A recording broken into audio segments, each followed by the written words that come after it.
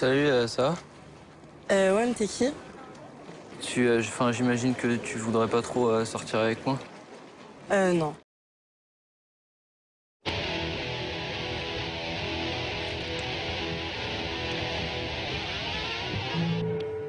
Le film, c'est pas une adaptation de mes BD.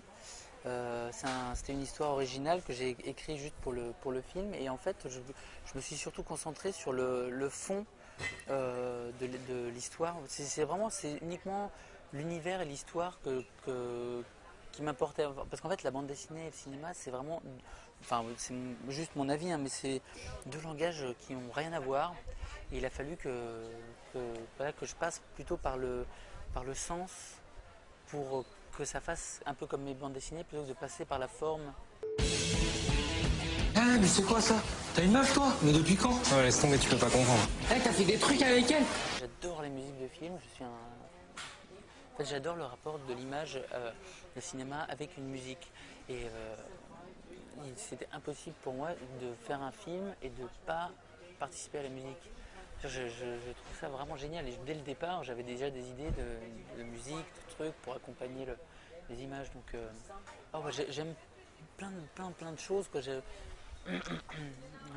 En plus, c'est des choses totalement différentes, mais la musique accompagne et renforce souvent vachement bien certaines, enfin, quand c'est super bien fait. J'aime pas, par exemple, les musiques orchestrales qui accompagnent tout le temps tous les films, Mais par exemple, bien sûr. Dans les films de David Lynch, c'est hallucinant.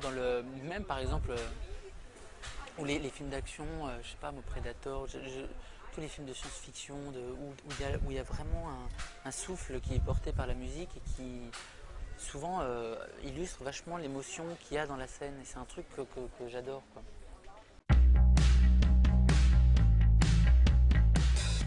En fait, avec Flair, c'est donc mon pote qui lui est un véritable musicien qui fait tous les arrangements et qui joue les instruments.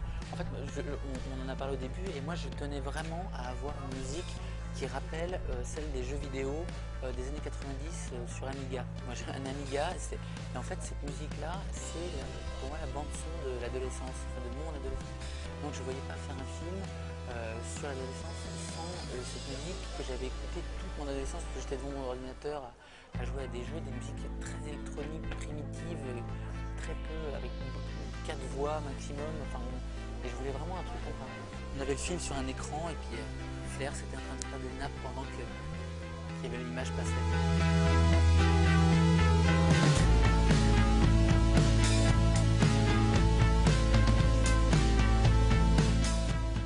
RIC, qui est un groupe de raga, qui était là parce que la chanson me faisait marrer. Et il y a Booba,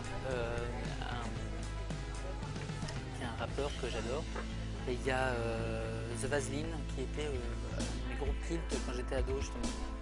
C'est un groupe qui est très connu, surtout parce que Nirvana a fait plein de reprises de leurs chansons. Alors on se croit souvent que c'est des chansons de Nirvana, alors qu'en fait c'était des chansons de Vaseline. Et j'adorais cette chanson qui est à la fin du film et qui est une reprise de Divine. Parce que cette chanson contient en elle-même l'homosexualité refoulée qu'il y a dans mes personnages.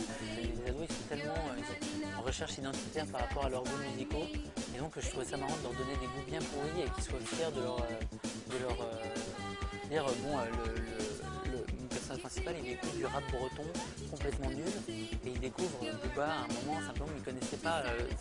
Il commence tout de suite par il dit certains que son rap breton est formidable. Kamel il écoute du métal mais il écoute des groupes totalement inconnus en étant ignorant qu'il y a des trucs vachement bien. C'est pour les exclure encore même dans leur goût. Du 3 au 5 juillet prochain, le premier festival rap et R&B breton. Dans le cadre unique des remparts de Saint-Malo, assiste au concert des meilleurs rappeurs de Bretagne. Armand Ghetto, Rennes en Force, les Cousins de Lamballe et des dizaines d'autres groupes.